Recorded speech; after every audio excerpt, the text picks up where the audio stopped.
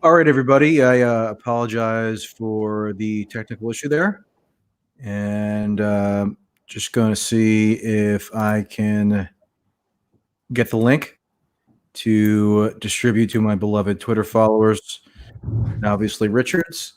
That tweet will go. It's always very exciting when I tweet live on the stream, and that is happening in 3, 2, 1 now, and it is out.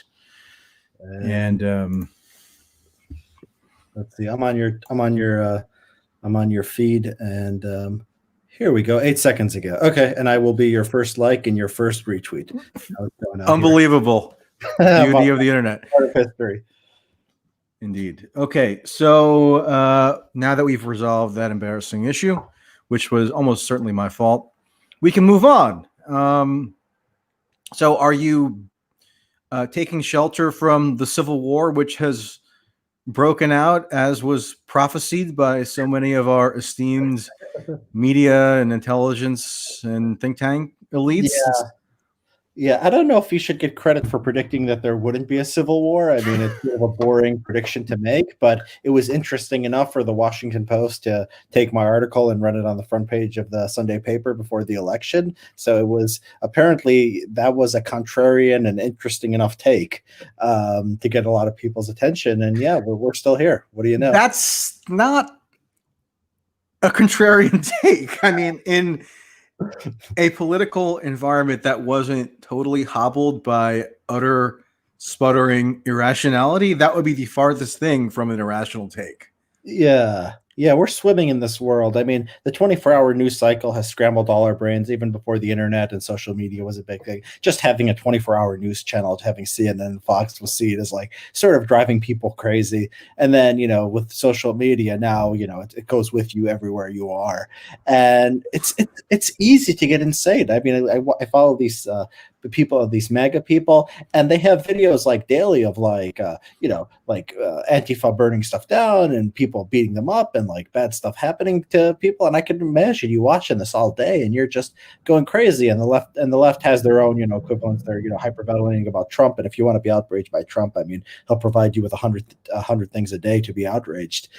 So it's mentally, it's not good for any of us. And there's been some, it's not just people, but there's scholars and others who I cite in my article who say the same thing, and who's have different theories as to why we're headed towards civil war or civil unrest. As you can see, I don't buy much of that. I think it's a lot more smoke than fire in our political culture.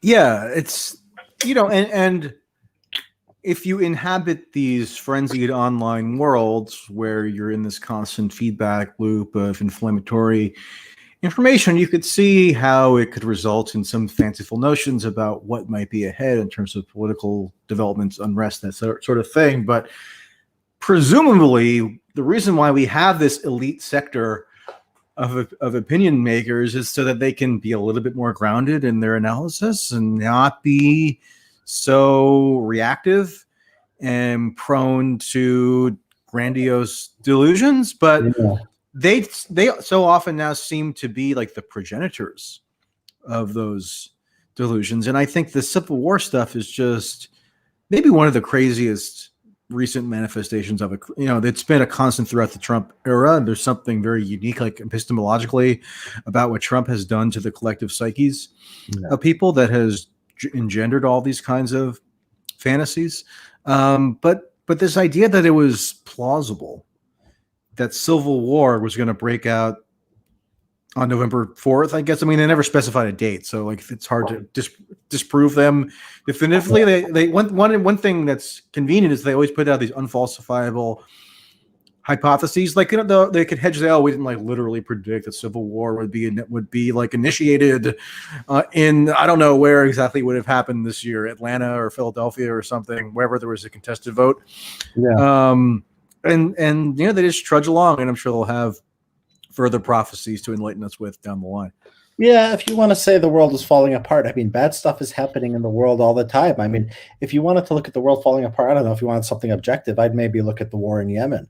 I'd look at something like that. But we don't even look at that stuff. We just look at what Trump tweeted, look at what these SJWs did. Where we're getting, there's a lot of bad things going in the world, but we're hyperventilating often over things that I think don't make a lot of sense.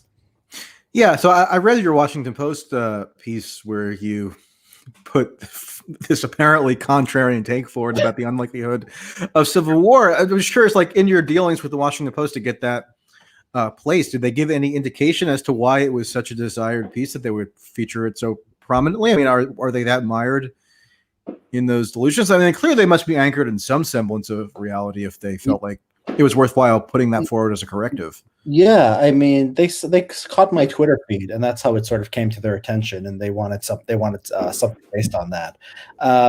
But if I mean, you can Google. I mean, you can see in any mainstream publication. The Atlantic today has a profile of a guy named Peter Turchin, who is sort of like the academic. Who's preaching the Civil War stuff? So he gets a large profile in the Atlantic. I saw him in BuzzFeed a few weeks ago. Yeah, this stuff is everywhere. And you also see not just Turchin, you see people, I linked to a few of them in the Washington Post piece, but some of them are just, like experts who study, democracy and who study failed civilizations, say America is like meets 8 out of their 9 metrics. This is junk science. I'm a social scientist. 95% of it is just nonsense. You make up a metric and then you have a bunch of inputs that are just subjective opinions and then you get an output. I remember once like experts in like gender had like the United States ranked as the worst country in the world for women. I mean, it's all just subjective nonsense. Not all of it. I don't want to say good news for Saudi Arabia, I guess. Yeah, yeah. It was like worse than Saudi Arabia, exactly. And yeah, I don't want to bash all social science because I'm a social scientist. I believe in doing it well. But there's just a lot of nonsense out there, and the stuff that gets attention is sort of what sells. I mean, I credit to the Washington Post for publishing that because it's sort of boring, right?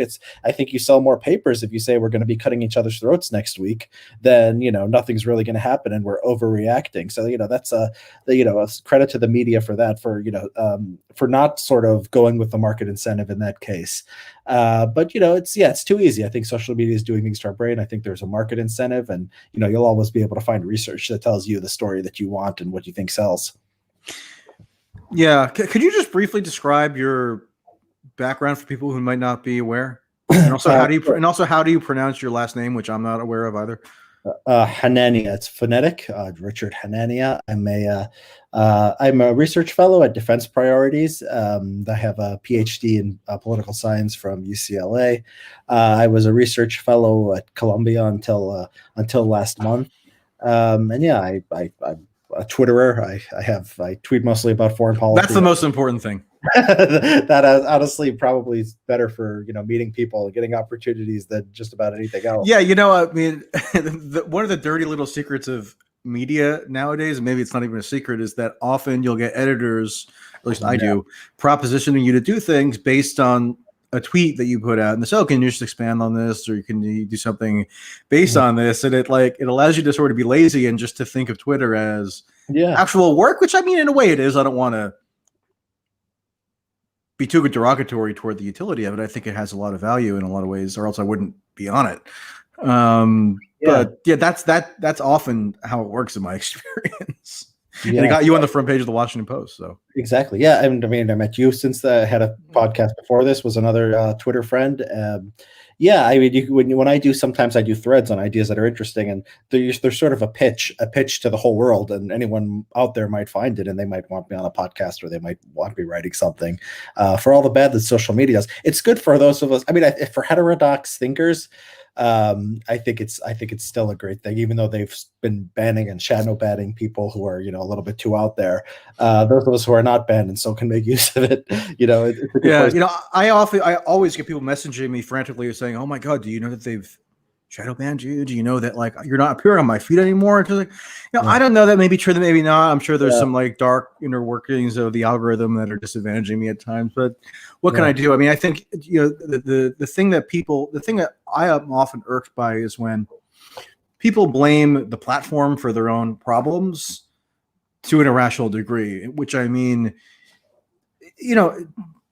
Twitter is what you make of it. If you have the curatorial skills required to actually make it useful, so you're getting reasonable inputs of information and you're not hobbled by the temptation of confirmation bias that it floods you with, then there's a way you can make it a useful tool. And if you can't do that, don't just scapegoat the medium itself. something wrong with your own process. Yeah. It's like a lot of technologies where if you're smart with it, it's good for you, and if you're not, unfortunately, it's bad for you. Yeah, it's nothing unique there. Yeah. So you say you follow some of these MAGA people, whatever that may mean exactly. Yeah. And as do I. I mean, I'm aware of what they're talking about. A lot of them do follow me, which leftists tend to denounce me for. I got all of my followers actually to see who they voted for, and it was I think the Trump to Biden was something like 5-1. Okay. Something like that. And then I asked people, who do you think I voted for? And it was like 30% Biden, 21% Trump, and like 20% third party who didn't vote. And I'm like, that's awesome. Like, I'm just criticizing everybody. I'm being fair. And they, even though I somehow ended up with MAGA followers, I think because of my anti-PC stuff, a lot of stuff goes viral in sort of those circles. Still, people think that, I'm open-minded enough. I could be just about anything. So I was actually happy with that result. And did you reveal who you voted for? No, I'd rather. I like it the way it is. I like, I'll give my opinion. Keep them guessing. And yeah, I'll say Trump did this good and he did this bad, and people can take that how they want. They don't need my endorsement. Like, yeah, I didn't put forward an endorsement, but in the interest of transparency, given the slightly different role that I occupy, I did reveal my voting choice, just because otherwise I have people constantly lying about who I voted for or what my private beliefs are. So I don't think it's necessarily incumbent on me to be that revealing as to who I voted for in a vacuum, but I choose to do it just to dispel some of the falsehoods that percolate with such vigor if you don't do anything to combat them. So I put out, a little Medium post explaining what I did, and I left the presidential field blank, which is more or less what I did in 2016. And nonetheless, I have sometimes even journalists saying, "Oh, he voted for Trump." It's okay. How do you know that? Are you surveilling me? Yeah. Are you like my psychiatrist? Did you break into my psychiatrist's office, Daniel Ellsberg style, and take his notes? Where I, in my deep dark, session, revealed like my secret preference for Trump? I actually, I don't have a psychiatrist at the moment, but like that's what you would need to do in order to, as you claim, have special access to my interior thoughts. So for that reason, I tend to be as transparent as possible about that stuff. But not everybody is in like a quasi-journalistic role like me. So right. Yeah, it's good to have sort of people have different philosophies how they present them out the world. Like, for example, I wish like NBC anchors would just say who they voted for. I mean, we all know, but like, yeah, exactly. It would be better if they just said it, and you can sort of factor that in when listening to them.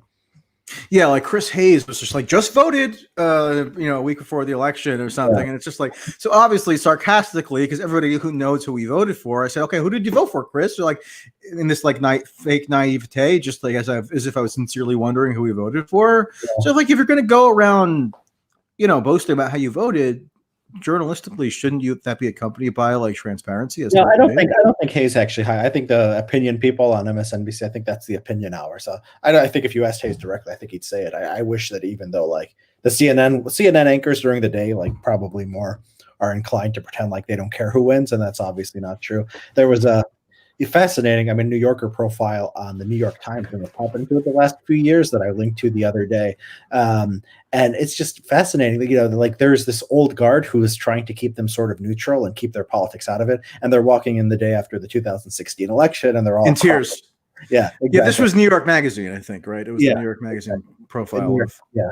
Yeah. I mean, the woke and the old guard. And I came out of that sympathetic to the ideals of journalism. I believe there's something there. I don't think it all should just be social media people yelling at each other. I think there's healthy that there's these institutions that aren't just are motivated by market, that aren't just going to give us the BS, the things that get clicks and likes and retweets. I think that's a good thing, and we've lost it. I mean, CNN is basically just anti-Trump hysteria. We know what Fox is, and I don't think that's healthy. But it made me nostalgic. I mean, I always thought the media had a left-wing bias. Of course they do, but it was better than this. I don't think. Yeah, it puts me personally in an opposition because my formative years in media and journalism were kind of born in opposition to this stodgy old ideology of objectivity, which I always thought was like morally and journalistically untenable for a variety of reasons, and created all kinds of biases in its own right. And if you can go back to 2011 to one of the first long kind of magazine kind of features I ever did for The Nation magazine on how journalism schools were kind of unwittingly or maybe wittingly fostering some of these antiquated beliefs as to the utility of the objectivity doctrine. And I thought it was like a dogmatic attachment to that doctrine, and it kind of stifled creativity and honest thinking and public reasoning. And now, like I almost agree with you in that I have this sympathy for the institutionalists who are the only remaining bulwark against the social media hordes, who think that because they're emotionally unsettled by an election outcome, everybody needs to accommodate them and like coddle them. And there's almost been this weird overcorrection in the journalism industry. So now everybody's like, a journalist's supposed lived experience takes priority over like fidelity to facts and reason and impartiality. Impartiality, I kind of distinguish from objectivity. Nobody can be perfectly objective, but you can at least strive to be impartial in how you evaluate reality and not be totally confined to some kind of just overtly biased partisan thinking, which is now so predominant in the media industry.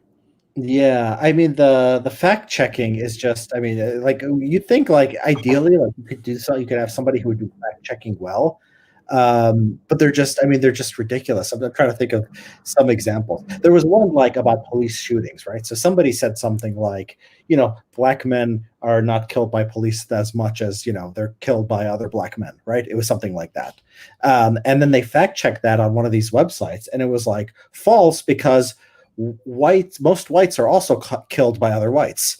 And it's like, so it's missing context, therefore it's false. And I'm like what? No, it's an objectively true fact. And this is supposed to be where like, this is supposed to be the place where it's most free of opinion, and you can't even do that, right? You're saying, the context, like saying it misses context, that's what the political debate is about. It's like, which is the context is important. I'm trying to make, somebody on the right is trying to make a point. You're saying the police shootings are a big deal. They're trying to say, look, statistically, it's not as big. Okay, that's their opinion. But you're just going to fact check that and say that that's wrong when that's an objectively true fact. I mean, it's absolutely insane. It's really the closer you get to sort of these sensitive issues, the dumber the sort of media narrative gets, and it's sad. It's actually quite disturbing. Yeah, this kind of new trend of redundant, superfluous fact checking really came to fruition in 2016, at least as I can recall observing it. And the paradigmatic example that sticks out to me was in, I believe, August of 2016, when Trump was, on one of his typical rants, which are unwieldy and internally inconsistent. Yeah. And one thing that he just blurted out was that Obama was the leader of ISIS. And the point I remember that. And the point that he was making was, Obama's policy vis-a-vis ISIS enabled ISIS to grow and become emboldened and seize territory and whatever. And what you had was these hyper literal fact checkers putting up a fact check blurb saying, fact check, Barack Obama is not the leader of ISIS. Yeah. And I'm sorry, but I just don't think, I think that just makes you look exceedingly foolish. I mean, maybe there are a handful of like truly delusional people who believe that Obama is like literally the leader of ISIS, but I think if you drilled down, most of them knew that Trump wasn't making a literal claim there. He was making a figurative claim. I mean, the difference between literal and figurative used to be understood, but now it wasn't, because like the fact-checking premise allowed you to just posture as this kind of, virtuous,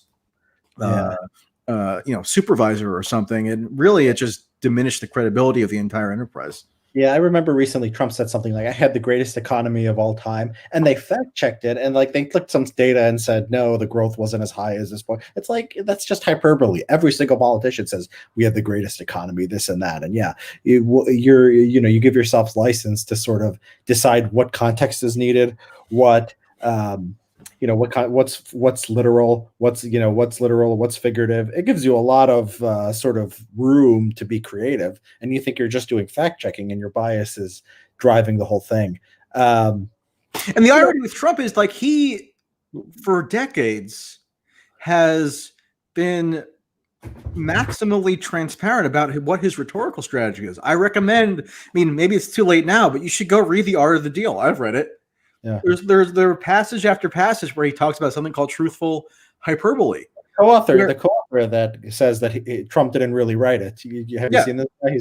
It's Tony Schwartz, I think his name is. Yeah, he wrote the entire thing. It sounds like something he would. I mean, it's. I think he was still taking ideas from like Trump and putting it into better. Well, yeah, I mean, I think they met, and he takes notes and he tries to translate Trump's rhetorical style, and I see people doing that on Twitter, taking Trump's rantings and making them like more intelligible, and I often think that's sort of not a good strategy. Yeah, I remember Michael Brandon Doherty. He wrote something in the fall of 2016 before he was at National Review, where he was like lambasting something he termed esoteric Trumpism, where every Trump quip provided fodder for generally these more, I guess, dissident right types to kind of work it into this comprehensive worldview in which Trump was like the centerpiece, right? And he was warning against that. I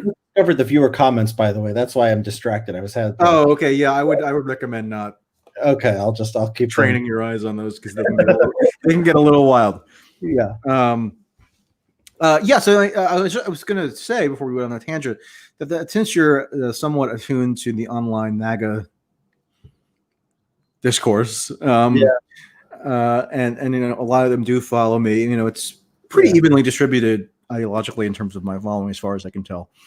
But anyway, the MAGA people are like 95% convinced that the entire election is just fraudulent. Yeah. And, clearly Trump is saying that as well. I think that there's reason to believe, based on things that I've heard, that Trump's public pronouncements as to his refusal to concede the election are like don't correlate with what he's actually going to be doing in reality eventually. And I don't think he's like, I think, he's probably of separate minds. I mean, I don't want to diagnose him psychologically, but I kind of doubt that he actually believes fully like the stuff that he's tweeting and whatnot. But nonetheless, the entire online MAGA world is like just outright rejecting the legitimacy of the election. And I don't really blame them in a way, because it's a backlash to what happened in 2016. But how do now, if you're amongst these people to some extent, how do you sort of navigate that? It seems like there's like a discursive barrier that's been erected. One thing that I've said is, I said last night on a stream and I've said on Twitter is, the longer that you don't reconcile yourself to the actual result of this election, the longer that you're not going to learn any lessons as to what the actual meaning of the election is. And it was a pretty interesting election. It's the biggest turnout for any U.S. election since 1908 or 1900, a long time. And I mean, the estimates vary now because we don't have the full vote in, but the Republicans did better than people expected. I mean, there is some if you hate wokeness, there are some encouraging signs in what happened. And you're right. The longer you're sort of not even accepting the reality of it, I'm sort of steep in the MAGA world because, like I said, most of my followers, or at least a plurality of them, are Trump supporters. So, I get the comments and I get pushback when I say something that seems critical. I mean, and what's insane about it. So, I mean, I was open to the idea that there could be some, fraud going on in inner cities. I went to law school at the University of Chicago, and I had a friend there who his wife was going to vote in Hyde Park. And he said that his wife got a pre-marked ballot for Obama in the 2012 election. And this is a conservative guy, and I have no reason not to believe him. And I've seen some things in Philadelphia, for example. There were precincts where Obama against Romney got 100% of vote, and there were like 10,000 votes or something. I mean, you'd think just on accident somebody would check the wrong box. Mm-hmm. I was willing to believe that. There could be something. Now, can it be? And so another thing they say is, well, the vote by mail is open to fraud. And absolutely right. Look, if you send a mail to somebody, and it's the wrong address or somebody's dead, you can fill out that ballot and you can send it back and nobody can check. Now, the question is, And Tucker, I caught a little bit of Tucker Carlson's show last night, and he had some dead people who ended up voting, because you could check on people's, dead, who died, and you could check on who voted in Nevada. But there was 10, 20, and he's like, and he said at some point, presumably they all voted for Biden. Like, no, we don't know. We can't presume that. So, you have these things that are decided by tens and tens of thousands of votes. I don't see much evidence there's anything on a large enough scale to do it. I've seen some people who try to, and the problem with the sort of MAGA world, the echo chamber, is that they'll give you 100 different things. They'll say something's going on in every single state. Trump lost, right? Nevada, Arizona. Okay, if you just told me, so there's no fraud in North Carolina, thankfully, which really did win, right? And so you're gonna, if you tell me just Philadelphia and Detroit, okay, maybe. But then you're going to say also Arizona and also Nevada, and the guy at the top is tweeting out, oh, actually I won all these states, not just there's a question, and it just looks ridiculous. And so if you give me 1 through 10 cases for vote fraud and they're all bullshit, and maybe number 11 is actually there's something there, I'm not going to get to number 11 just because you're sort of discrediting yourself with the strategy of throw everything at the wall and see what sticks. Well, that's exactly what the Trump legal strategy is. I mean, they're not even trying to hide it. They're fundraising. It's a grift. Yeah, I mean, that's why I was saying I'm still on these various mailing lists for whatever reason. I don't even recall signing up for some of them. But I'm getting Mike Pence begging me to give money to the Trump legal fund, and it's just it's incredibly dishonest, and but there was so much emotion invested in this election, given the 4 years of just nonstop hyper-politicization around Trump, that I don't think you're going to get through to so many of these people, especially if they're in these alternate news ecosystems. And I don't even begrudge them for being in alternate news ecosystems, given how little confidence I have in the mainstream precincts and media opinion. So that's why I'm trying to figure out how to navigate their grievances in a way that's at least constructive. One thing, I was in Georgia for a week before the election, and on election day in Atlanta, and one thing that I was actually on the Tim Pool show a few days ago, because why not? And I was trying to explain that I think a lot of this suspicion stems from a fundamental unawareness of some basic facets of the U.S. election process, which is that as a member of the public, I didn't get any special media credential. I could simply walk into this arena in downtown Atlanta where they were counting votes. I could observe it for myself. I could talk to the Republican poll observers who were there, who I chatted with, and the Democratic poll observers. I went to this other place where Republican and Democratic observers were jointly adjudicating disputed ballots that hadn't been processed properly by the computer.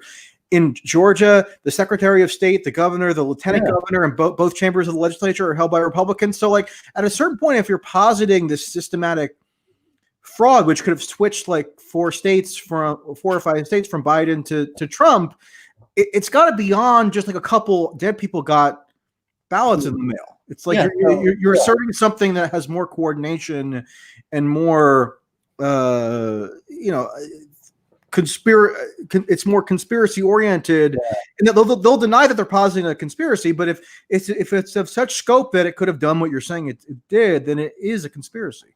Yeah, and and that is an excellent point. You just look at incentives. These are Republicans in states, and they have to win elections, right? They have to win statewide elections, and if there's fraud in these states, they have more of an incentive and more power to find out about it than anyone else on earth. And so you people on Twitter who are we saw all this vote fraud, and the Secretary of State of Georgia, who doesn't see it, who am I going to believe? Why would the Secretary of State of Georgia cover up for Democrats in Georgia committing vote fraud? It's insane. Especially when they have to gin up excitement to vote in these special elections coming up in January for the Senate. Or runoff elections rather. And it was the same thing. I saw this interview with the Republican Attorney General of Arizona, who's been very involved in complaints around election administration and so forth. He's not the Secretary of State. I mean, there's the Secretary of State in Arizona is a Democrat who people have an issue with because of something that she tweeted about Trump harboring neo-Nazis or something a few years ago, which is I guess it's sort of legitimate. That's a ridiculous thing for somebody in her position to have tweeted. But there are actually a fair amount of checks and balances in the U.S. electoral system. And the reason we know it's so dysfunctional and ridiculous is because it's not especially well hidden. It's out in the public for us to observe and laugh at. And I mean, there's so much that's disappointing about our politics. We're the richest society in the history of the world. We should be able to just get this stuff, process it quickly, and be done with it. I mean, we should be able to know. And it's like Amazon does not. You push a button and they send a package to your house, and they rarely screw it up, and they know where every single package is, and it gets there. And we can't even count votes. It's just tallying. It's the technologically the simplest thing in the world. And my understanding is a lot of these states, actually, it was the Republicans who didn't want them to, they wanted to delay it. They didn't want them to be able to count ballots before they didn't want, like in Pennsylvania, for instance, they didn't want it to be allowed to count mail-in ballots before Election Day. Whereas in Florida, they did allow that, which is why we had the Florida results on election night. Yeah, and then the MAGA world sort of, not all of them, but some of my see come back and say, well, how to, I don't even have to say MAGA world. I'll say Trump. Trump comes back and he says, why was I leading and then I lost? Like, dude, because we know that they were counting the same day first, and they were counting, and all the polls said that, and it's just, it's wrong. I don't want to blame the MAGA people because, there's no MAGA person who is like more out there than what the president is saying. It's like they're all like somewhat more reasonable than him. Like, everything I voted, every vote for me is legal and every vote for me is illegal. Basically. Trump himself is at the farthest end of the spectrum on this, so it's like you can't really blame him. Where is he, by the way? I've never seen him not have a public event this long. I mean, it's strange. He's hiding. I think he's depressed. Yeah, that's why I'm saying. I think if he thought he had a reasonable chance of winning this election, he'd be out there more vociferously. Whether it's holding rallies. I mean, there were rumors he was going to count every legal vote rallies in these different states or something. And he hasn't. He's just, I don't know, laying low or something. And that's not normally what you would expect of him. So, it's going to take a little while for them to reconcile themselves with reality. And again, the irony is that if you actually did just accept the thrust of this as a normal election, then there would be, some hopeful aspects of it for the MAGA people. I mean, just before we started this, I tweeted that in Hawaii, Trump received more votes than any Republican candidate since statehood. Mm-hmm. So, I mean, there are the non-white shift to Trump in the Rio Grande Valley and even in the Phoenix area, in South Florida, apparently among Native Hawaiians, for God's sake. In other demographics, I mean, that is a lot of material to work from. And I'm not even saying this as a MAGA person. I was never for Trump.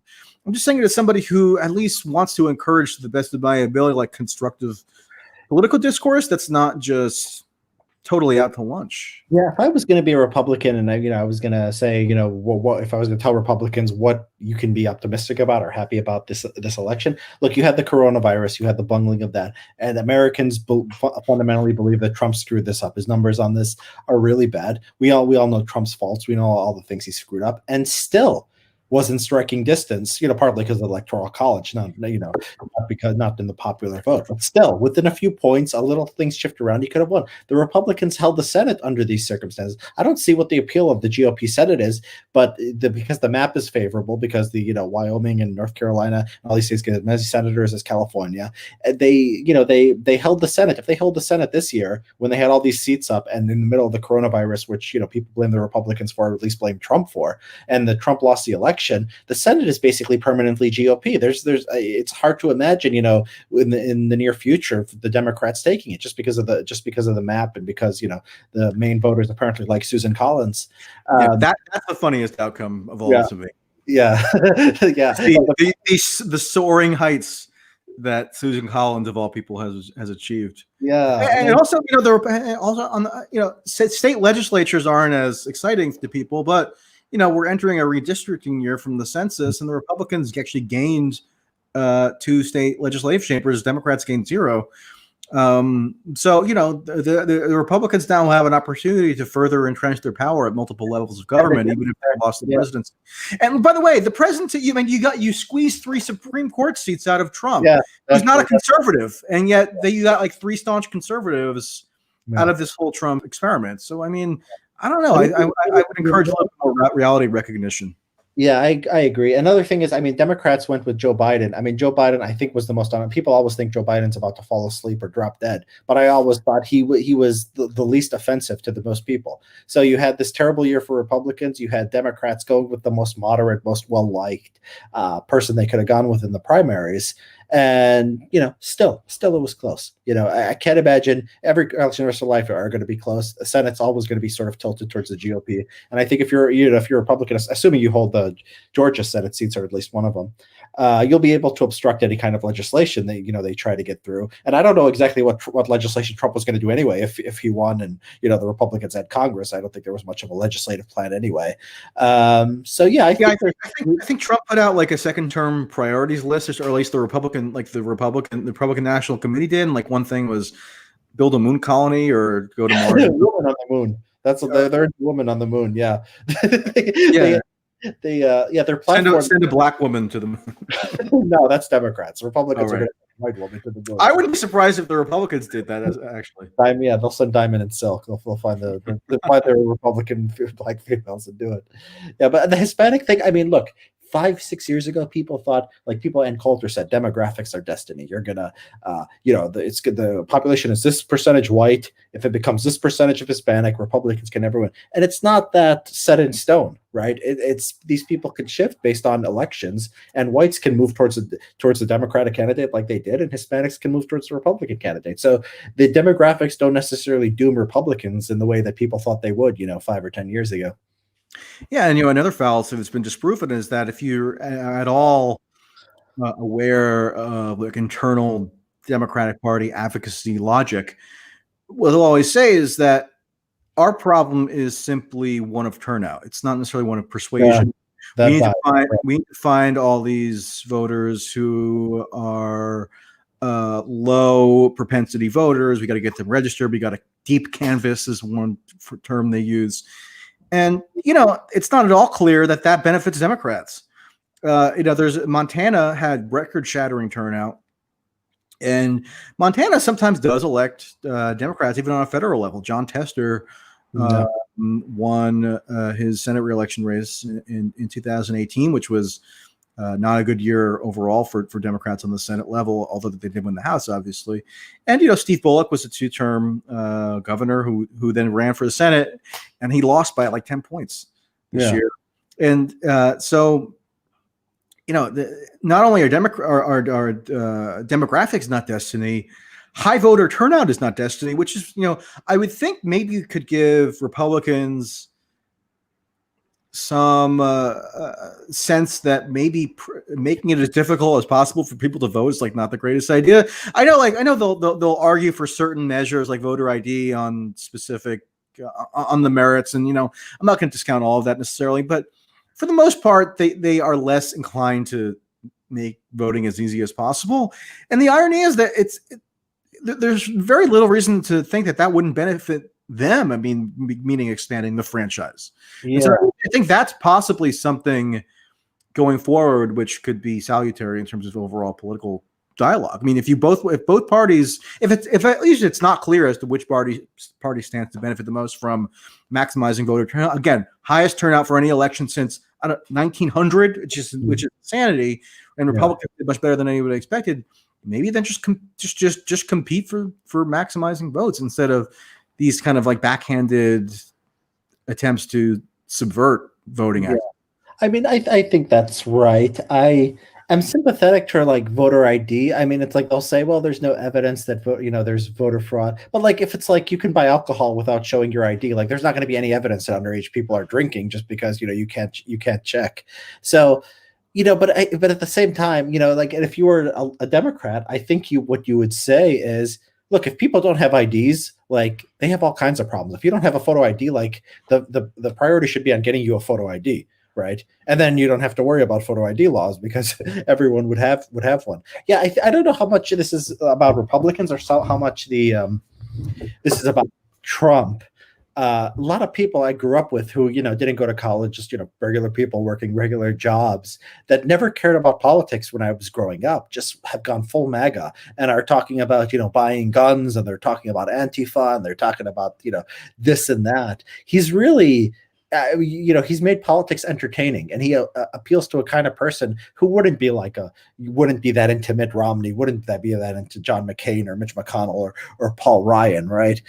Maybe those people they're not like it wouldn't be like wonky ideological conservatism. It would be irrelevant to them. But Trump gives them like an entertainment incentive to be invested in politics, almost as like partially as a pastime. Yeah. He has spearheaded the widespread, maybe historically unprecedented adoption of politics as sort of like a hobbyism. And there's actually some interesting political science literature on this that I've read that you might be familiar with. But like, when like it's not about your material condition necessarily that you're invested in politics, but it's because of other cultural signifiers or whatever. And maybe since you can't attend live sports or concerts anymore, that this is what people get invested in. Yeah. I see. I mean, I've been thinking about, the entertainment factor. And I've also been thinking about, not just Trump, but I sort of see, I mean, not many people talk about this, but sort of wokeness is sort of does the same thing on the left, where you make it super entertaining. It's not just like there's a policy disagreement, we got to get people health care. It's like you're being hunted in the streets, right? You're being discriminated against. There's fascism, there's authoritarianism, and these police shooting videos and things like that. They're getting people hyped up about politics in a sort of distorted way that's not really about issues. I mean, like if you ask them, and then that's how you get like defund the police, because like, some of these police issues are sort of complicated. And so all you have is like the dumbest thing possible, which is defund the police. And that's like the only thing you can go with.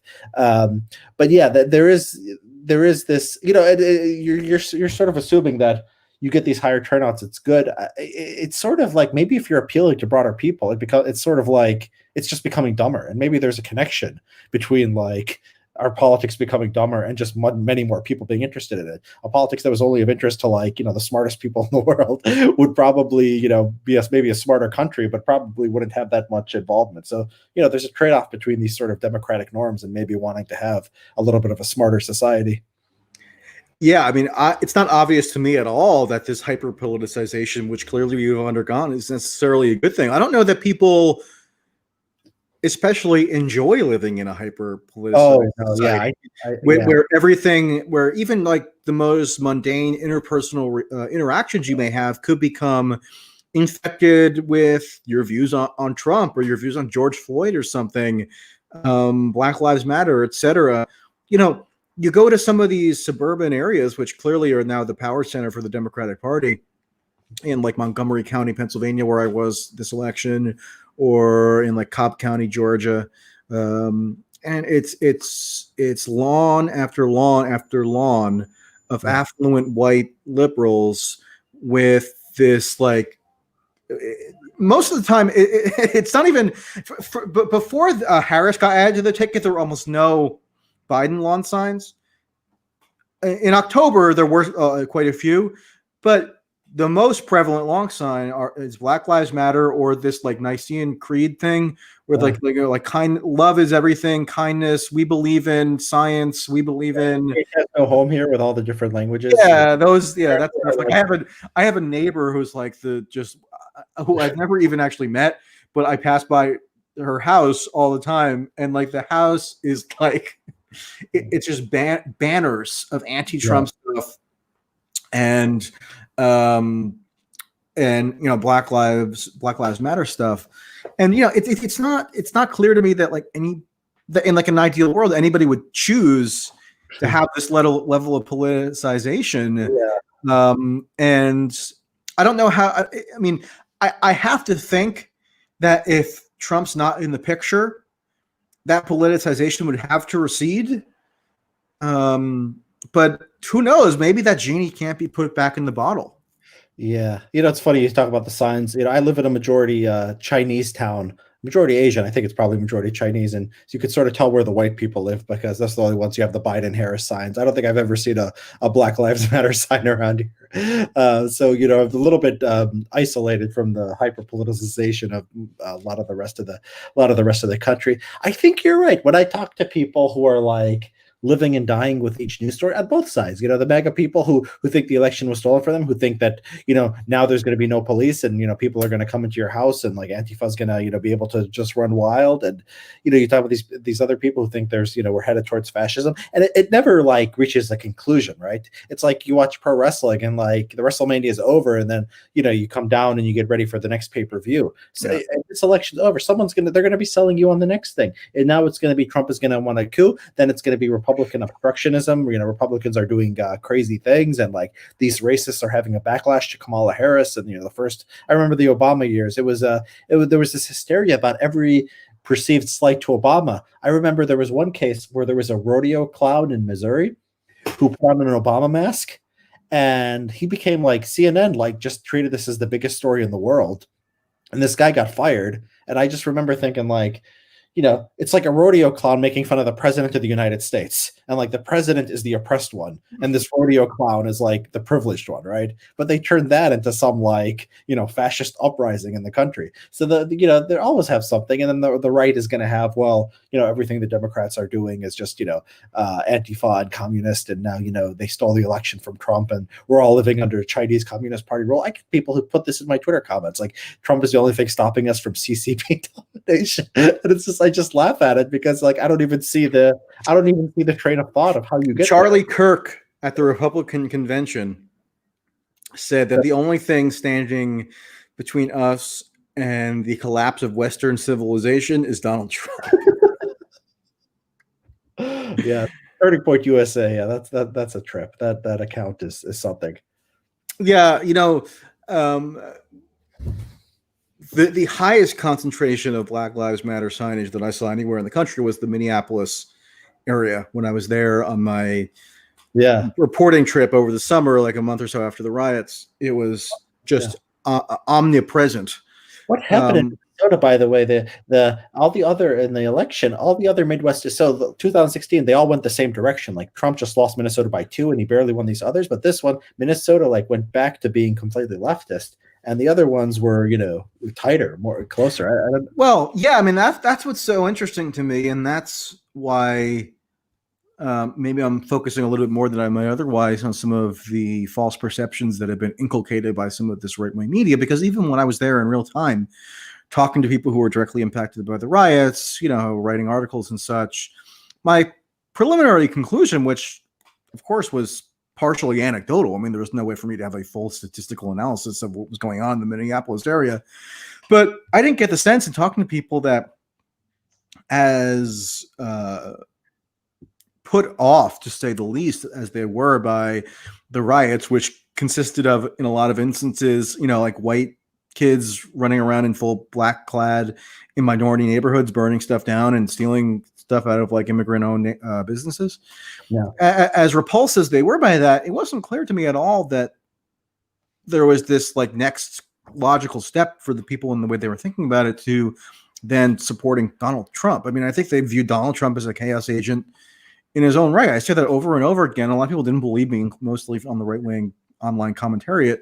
But, the results in Minnesota seem to have borne that out. And, the Midwest did trend Democratic overall. I mean, that's why Biden won Michigan, Wisconsin, and Pennsylvania.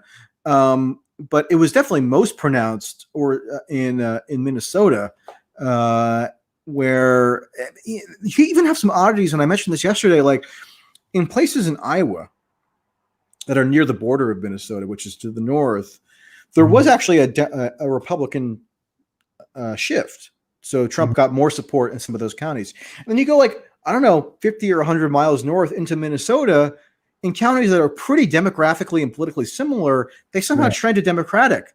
And you're right. In 2016, the Midwest was it was like almost entirely just one big red blot in terms of the way that it shifted. And this year it's just different. It's more muddled and it's more contradictory or confounding. So I mean, there's a lot that would be interesting there to delve into And I just feel like with the the liberals now obsessed with this coup paranoia. I mean, maybe they still think that a civil war could commence at any moment, and the right, entirely enmeshed in these wide-ranging fraud theories. Nobody's really equipped, apparently, cognitively, to even start to consider some of the wider ramifications of what happened here, just including regional oddities like that, which at least superficially are a little hard to gauge. I mean, they'll say that the reason for that anomaly, so to say, is because of fraud. So the fraud isn't just in Philadelphia or Detroit or Milwaukee or whatever. It's like even in these random counties in northeastern Iowa or something. And you can't know anything. You can't know anything in that case. Yeah, it's interesting. A lot of people thought that the riots would be good for Trump. I wasn't sure. The polls were saying people were becoming more favorable to Black Lives Matter. They thought Trump would handle it worse than Biden. Partly as Biden is not seen as like the defund the police candidate, and Republicans really wanted him to come out and like be an apologist for rioters. And it's like not just what you say, but the order what you say too. I watched Biden give a few speeches on this, and he would start by saying rioting is bad, not like 10th paragraph, right? Yeah. The first or second sentence. And he put out ads where he clipped out that portion of his speech and just emphasized that.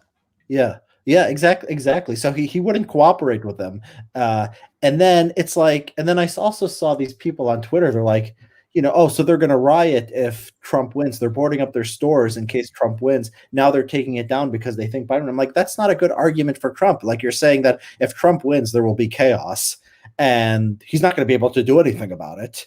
And so, like, why is that an argument for Trump? That's an argument that he's going to motivate some bad things. And like, if you're going to like go after the people who've done the bad thing, that's one thing. But if you're helpless and it's like picking a war that like, okay, this country will attack us if we do this, and we can't fight back. We're just going to lose. It's like, okay, well, don't provoke the war then, because like you're just admitting you're helpless.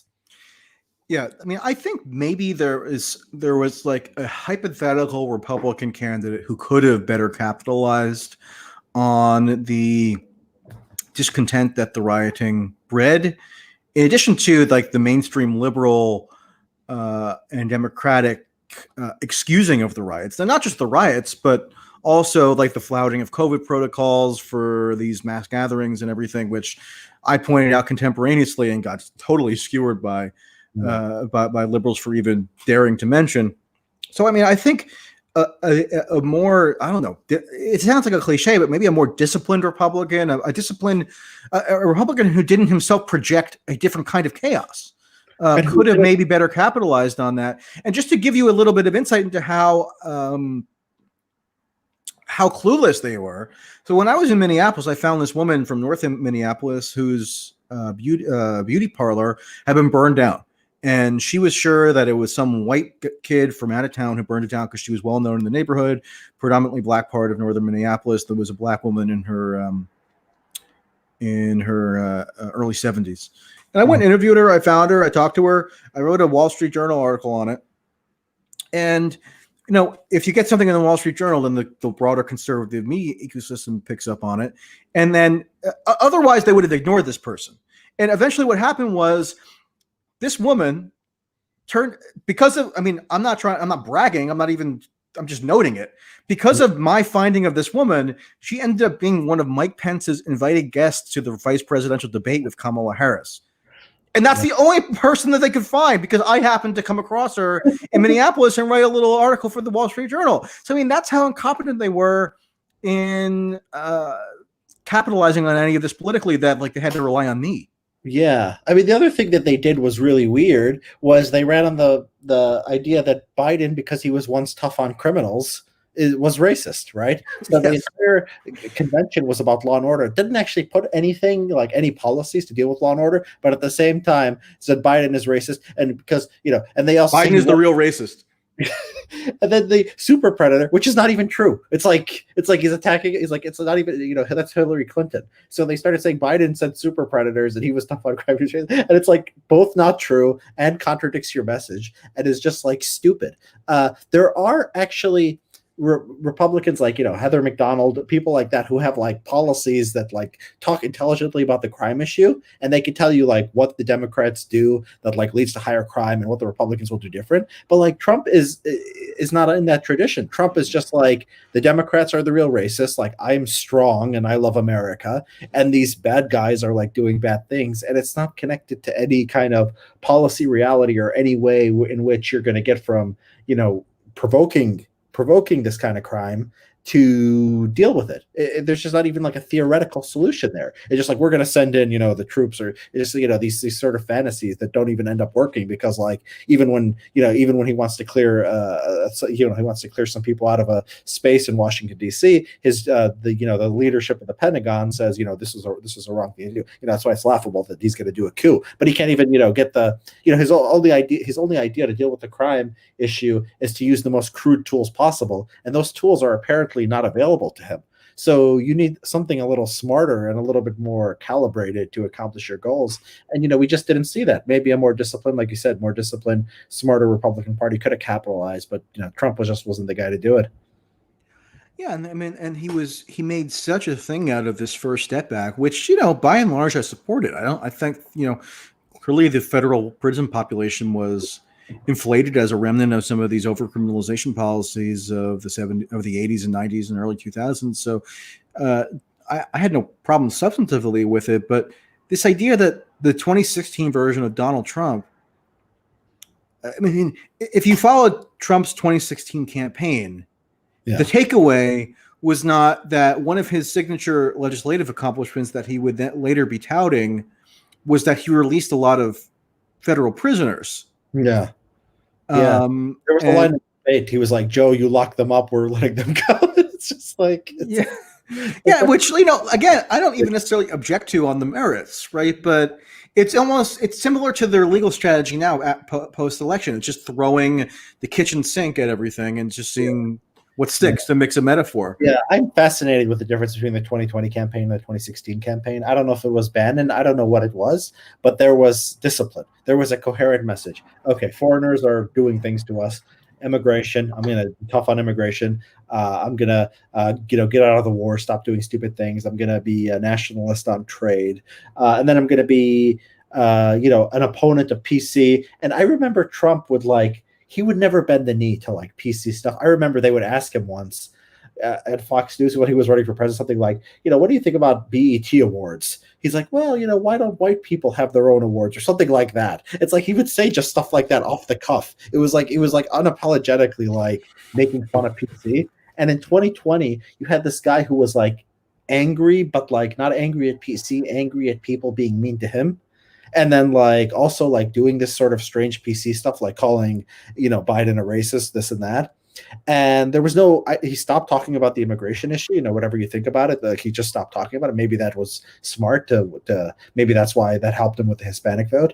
But there was just no coherence there. It just sort of became like one man's obsessions and like spite and bitterness. And okay, like I have great healthcare, greatest healthcare policy, even though there was no healthcare policy. I did better on COVID than I did better. It's just like, I'm great, and like people who criticize me are bad, and like Biden is corrupt and racist. Yeah. Well, the one way that I've tried to distinguish the two campaigns, which I think is pretty salient, is, as you mentioned, in 2016, there were a few core themes about the Trump campaign that you could identify that were unmissable. Right. In 2020, I don't know that there was a core theme that you could point to other than Trump wants to be in office for another 4 years. Yeah. And on top of that, his tack against Biden, I think, was a misnomer in that they spent so much time with these heavily ideologized attacks on Biden as some kind of Trojan horse for the far left, Antifa, radicals, what have you.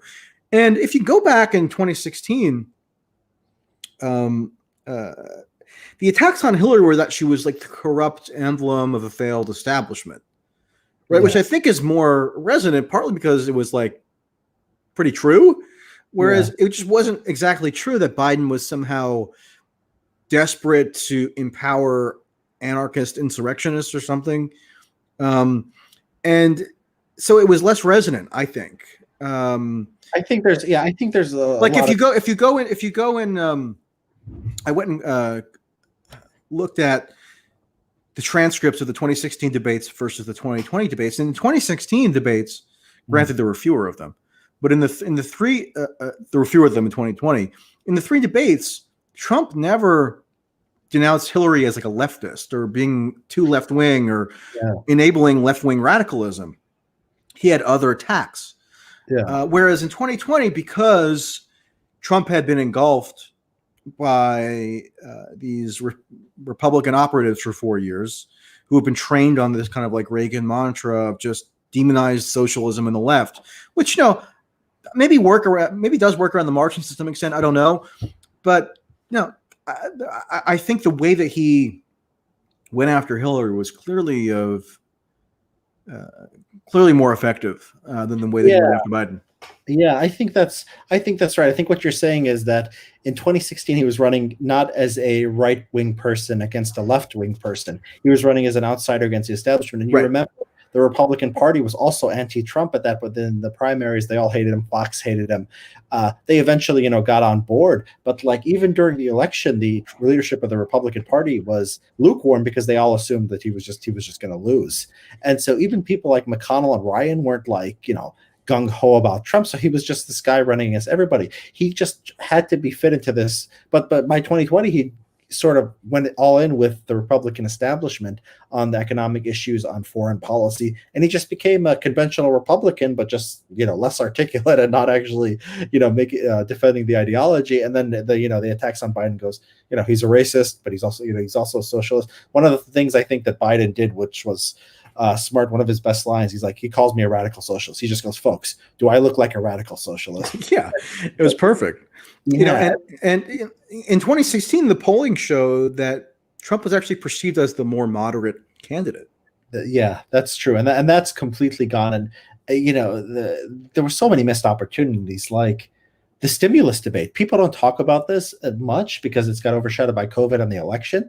But basically, the Democrats were trying to send out a bigger stimulus than the Republicans, even though it was in the Republicans' interest to have a bigger stimulus before the election. But they were just so enthralled with this ideology, with the ideology of libertarianism, austerity, that they couldn't even act in their own interest. And Trump, could have actually, if he had the 2016 energy, he could have ran against the Republican Senate and been like, McConnell, everybody else get in line. I want a big, program. And he should have done like COVID testing too, which he also opposed stupidly. But it was Democrats who had to force on him stimulus and COVID testing, which is absolutely insane. But he had no flexibility to sort of break out of this ideological sort of prism that he had created and he'd been trapped in.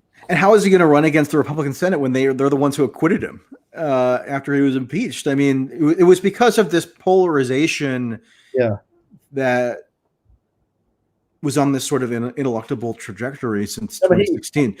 That started with resistance being declared from the moment that he won, and the flexibility, which seemed like it might have been a possibility in terms of how he would govern, vanished. Partly by his own doing, and partly by the kind of branders of the Democratic Party who needed to rehabilitate the failed establishment liberalism that Hillary Clinton embodied, thinking, okay, look, we're going to have this radical sheen that we can adopt in terms of our resistance of Trump. And then, if you're being resisted, if you're being likened to the occupiers of France or something, then it's going to be a little bit more difficult to, do cross-partisan cooperation.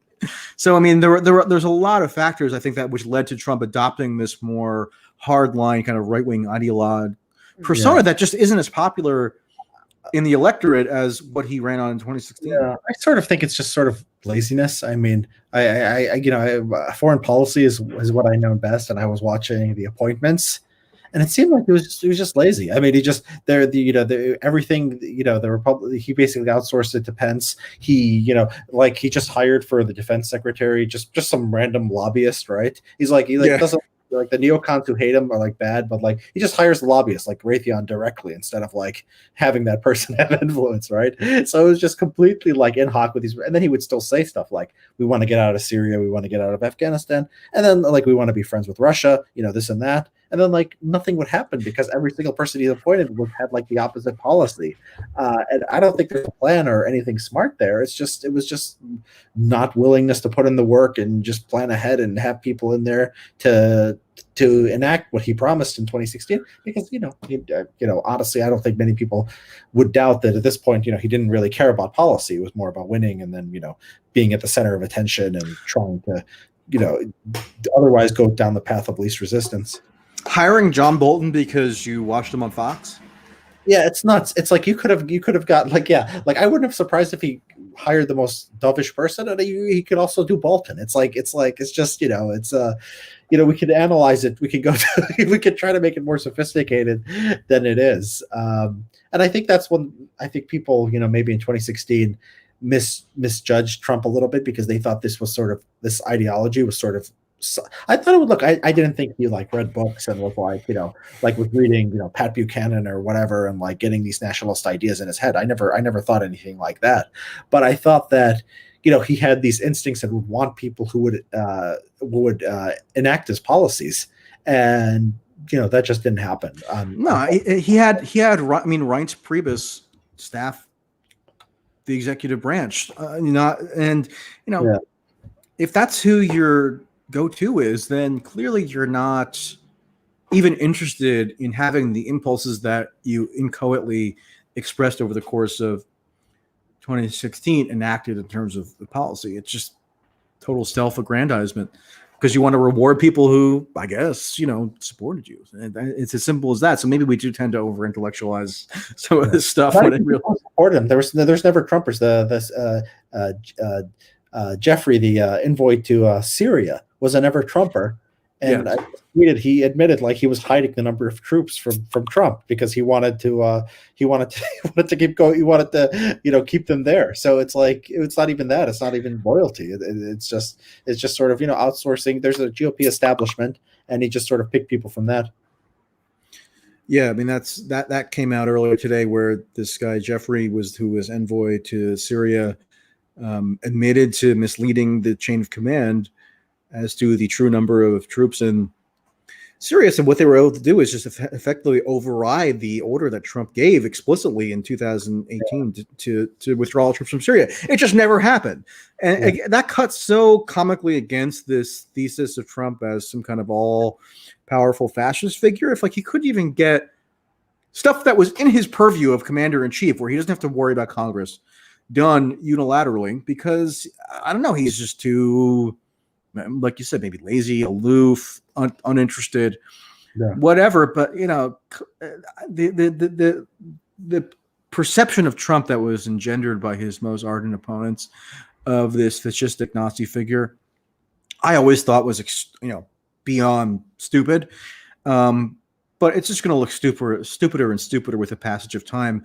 I mean, even this post-election stuff is further evidence of that. I mean, it's inept. It's just it makes no sense, and it's not going to amount to anything. If you really were competent, there's actually, I mean, he could actually do something. So I'm not worried about giving Trump ideas because I don't think he's going to actually do this. But the strategy is basically sue every state and make them do a recount and somehow find that Trump won the legal ballots. That's the goal, right? And it just can't be one state; it's got to be 2 or 3 states, right? But there's these people like Mark Levin who say just go to the legislatures in states and then have them assign the electors to Trump. And so and then Levin says, look at the Constitution. And I looked at the Constitution. Actually, it does say that the electors shall be assigned by the legislator. So in Wisconsin and Michigan and Pennsylvania, the legislature is in the hands of the Republicans and the governor is a Democrat in every one of these states. So theoretically, it might not pass the court muster. I don't know what the legal analysis is. I mean, I don't know if that means the legislature could do it by themselves or they need to pass a bill and have the governor sign off. I'm not sure. But theoretically, that what you could do. And if I was Trump and I was trying to be a smart authoritarian, what I would do is I would find these state reps in Michigan, Pennsylvania, Wisconsin, and just sick my followers on them and say, yeah, the election was stolen. give your electors to Trump, and legally he'd have a path. Now the courts might overturn it or whatever, but there's actually a way to do. There's actually a way to sort of do this, or at least try. And he's not. It's like we said. It's a fundraising grift, right? Throw that thing at the wall, hope to get donations, and it'll be end. This stuff is all going to be laughed out of court, or you'll like find like 20 dead people voting, and you'll get rid of their votes, and you'll still lose pretty badly. Yeah, I don't know what the precise applicability would be to like Pennsylvania, for example, but there were a bunch of faithless electors in 2016 in a handful of states. And then there were statutes passed, and I don't have the states in front of me which passed the new statutes that bound the electors to the popular vote outcome. And then there's actually a Supreme Court case that was unanimous in terms of upholding the constitutionality of these laws which bound electors to the popular vote outcome in the states. So even that is a little bit fanciful. I mean, Mark Levin can screech whatever he wants. He's been calling for a constitutional convention or something for years. Yeah, it's fanciful. It's just less crazy than the lawsuits. Like, here's 10 dead people, right there. But that's the point, is the legislature is sovereign in this area. So if the legislature, I think the legal argument is, okay, they did this thing, they said you have to blah, blah, blah. They can change their minds. That's the argument. It might not work in court. And that was the argument put forward by a lot of despondent liberals in 2016. Among them, Lawrence Lessig, who had this whole concept of Hamilton electors, which is, in these unprecedented circumstances with such a dangerous threat posed to our democracy, it's morally incumbent on electors to simply ignore the popular vote outcome in their states and either choose, it was like Hillary Clinton or Colin Powell or John Kasich or something, anybody but Trump. Of course, it never came to anything, but I was at the certificate. I was at the actual meeting of the Electoral College in Harrisburg, Pennsylvania, in 2016, which usually was just a formality, right? Nobody would even bother to go. But in 2016, there were protests that were encouraged by some liberal advocacy organizations and major figures, and they were having protests to discourage these Republican electors, which, like, why would they even listen to these people who are crazy, to not cast their vote for Trump. And so I wouldn't be surprised if we see something similar to that on the other side. But then again, why would Democratic electors in Pennsylvania listen to MAGA people who show up at the State House? I mean, maybe there's some mechanism legislatively that could be done to change that, but I tend to doubt it. And I think once none of these legal challenges are even really gaining any traction anyway. I kind of doubt that anything will even end up in the Supreme Court. So who knows? Yeah. No, I think it's not going to get to the Supreme Court. It's not going to even get close. They'll fundraise off it. They'll make some money, and then they'll move on. He'll get ready for the 2024 campaign. Yeah, God help us. Okay, so any closing thoughts? No, this was fun. Thanks, Michael. I mean, this was out of the blue, but I enjoyed it. I felt like that was an easy flowing conversation where we learned a lot. Likewise, sometimes I have these spur of the moment ideas and I just go with it, and it works out well most of the time. Awesome. All right, man. Great talking to you. All right. Take care. Bye. Bye.